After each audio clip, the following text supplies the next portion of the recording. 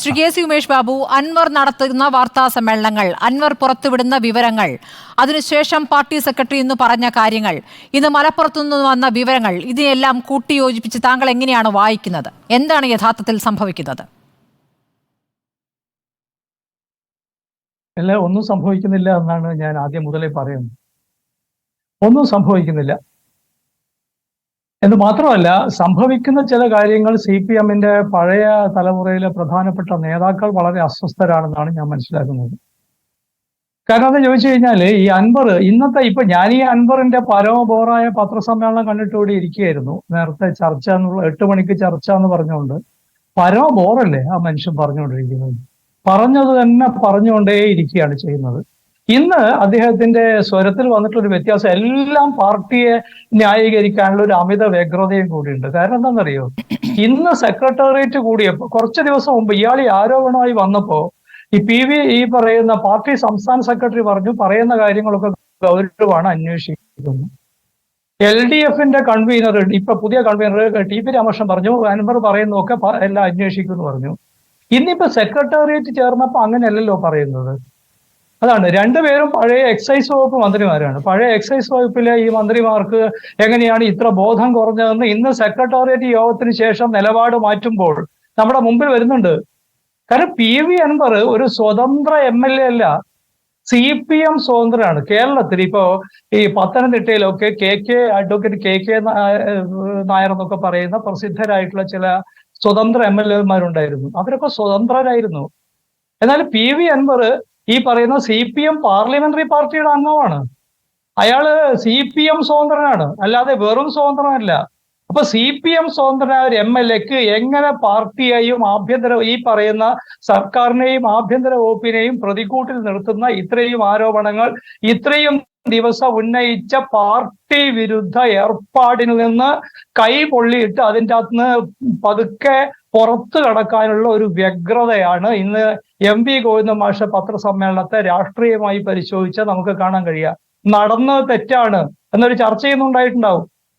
ഈ അൻവറിനെ ഇങ്ങനെ കയറൂരി വിട്ടത് വളരെ അബദ്ധമായി പോയിരുന്നു. അക്കാര്യത്തിൽ CPM-ന്റെ സംസ്ഥാന സെക്രട്ടറിക്കും ഈ പറയുന്ന ഇടതുമുന്നണി കൺവീനർക്കും ഉൾപ്പെടെ വലിയ പിശകാണ് പറ്റിയിട്ടുള്ള ചർച്ച ഇന്നത്തെ സെക്രട്ടേറിയറ്റിൽ ഉണ്ടായിട്ടുണ്ടാവും. അതുകൊണ്ടാണ് ശശിക്കെതിരെ അന്വേഷണം ഇല്ലാന്ന് പറഞ്ഞില്ലേ. ശശിക്കെതിരെ PV അൻവർ പറഞ്ഞു കഴിഞ്ഞാൽ അന്വേഷിക്കാൻ കഴിയുമോ? ശശി ആരാ വെച്ചത്? ശശി, എന്റെ അറിവിൽ ശശി എന്ന് പറയാം, അല്ലെങ്കിൽ നിങ്ങളുടെ അറിവിൽ നമ്മുടെ പത്രപ്രവർത്തകർ എത്ര സമാധാനത്തിലാണ് ഈ അൻവറിന്റെ മുമ്പിൽ ഇരുന്നു കൊടുക്കുന്നത് ഈ പറഞ്ഞ കാര്യം തന്നെ കേൾക്കാൻ വേണ്ടിയിട്ട്. നിങ്ങളുടെ ക്ഷമ ഞാൻ സമ്മതിക്കുന്നു കേട്ടോ. കാരണം എന്താ ചോദിച്ചു കഴിഞ്ഞാല്, ഈ ശശി ആരാണ്? ശശി CPM-ന്റെ സംസ്ഥാന കമ്മിറ്റി അംഗമാണ്. അയാളെ ആരാണ് ഈ പറയുന്ന സ്ഥാനത്തേക്ക് നിയോഗിച്ചത്? ഈ പൊളിറ്റിക്കൽ സെക്രട്ടറി സ്ഥാനത്തേക്ക് നിയോഗിച്ചത് ആ പാർട്ടിയാണ്. അയാളെ ഇപ്പോഴും മാത്രമാണോ പൊളിറ്റിക്കൽ സെക്രട്ടറി ആക്കിയത്? 96, 2001 കാലത്ത് നായനാരുടെ പൊളിറ്റിക്കൽ സെക്രട്ടറി ആയിരുന്നു അയാള്. അപ്പൊ ഇത് വാസ്തവത്തിൽ CPM പോലുള്ള പാർട്ടികൾ കാലങ്ങളായി എടുത്തുകൊണ്ടിരിക്കുന്ന സംഘടനാപരമായ ചില ശൈലികളുണ്ട്. അതിൽ ശരിയാവാം തെറ്റാവാം, അതിനെക്കുറിച്ച് എനിക്കും സ്മൃതിക്കും മറ്റു പലർക്കും വിമർശനം ഉണ്ടാവും.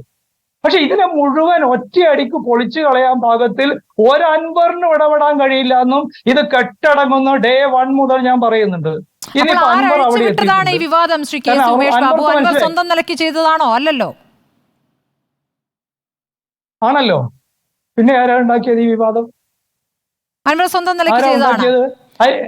അൻവർ ഈ പറയുന്ന പോലീസ് സമ്മേളനത്തിൽ ഒരു പ്രസംഗം നടത്തി SP-ക്കെതിരെ.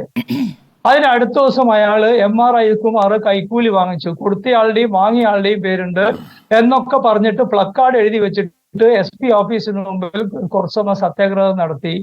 പിന്നെ വന്നിട്ട് പത്രസമ്മേളനങ്ങൾ തുടർച്ചയായി നടത്തിക്കൊണ്ടിരുന്നു.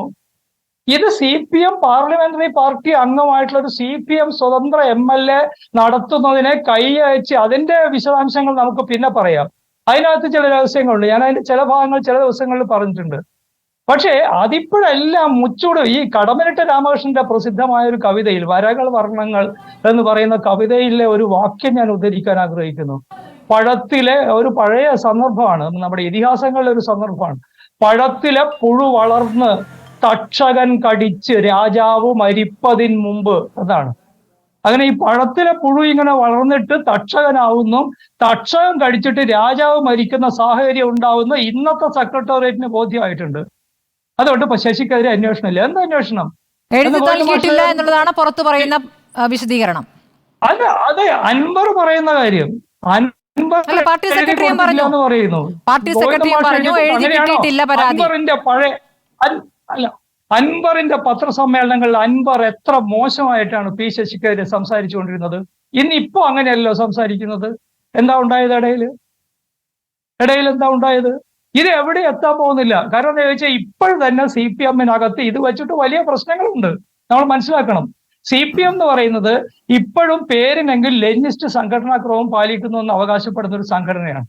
അതിലെ പാർട്ടിയുടെ സ്വതന്ത്ര MLA-യും പാർട്ടിയുടെ ഈ പറയുന്ന പാർലമെന്ററി പാർട്ടി അംഗമായ ഒരാൾ ആർക്കെതിരെ ഈ പാർലമെന്ററി പാർട്ടിയുടെ തലവൻ ആരാണ്? അൻവറിന്റെ പാർലമെന്ററി പാർട്ടിയുടെ തലവൻ കേരള മുഖ്യമന്ത്രി. അതിനെതിരായിട്ടാണ് ആരോപണം ഉന്നയിക്കുന്നത്. ഇത് എങ്ങനെയെങ്കിലും ഇത്രയും ദിവസം കൊണ്ട് പൊതുസമൂഹം, ടെലിവിഷൻ ചാനലുകൾ, സോഷ്യൽ മീഡിയ, നാട്ടുകാർ മൊത്തം ചർച്ച ചെയ്തിട്ട് പരമാവധി നാറുന്ന ഒരു സ്ഥലത്തെത്തിക്കഴിഞ്ഞു.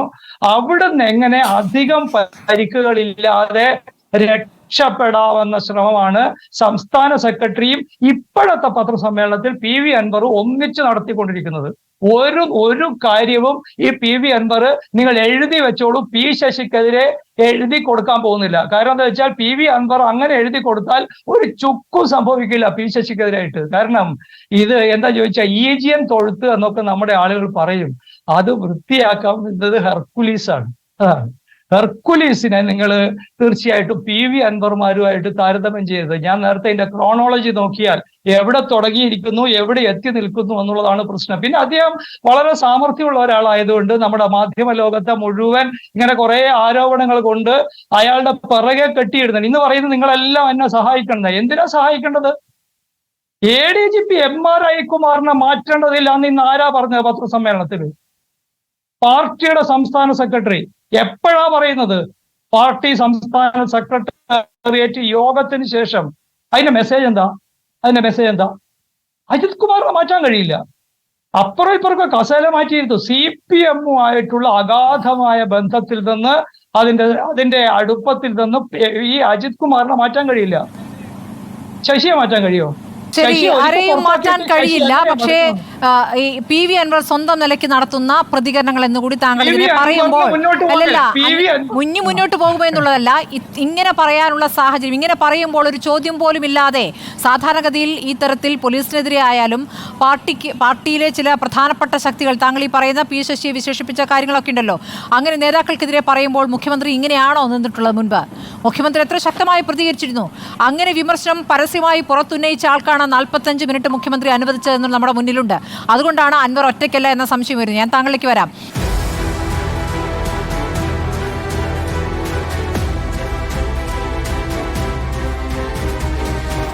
ഡിബേറ്റ് വിത്ത് സ്മൃതി പരുത്തിക്കാട്.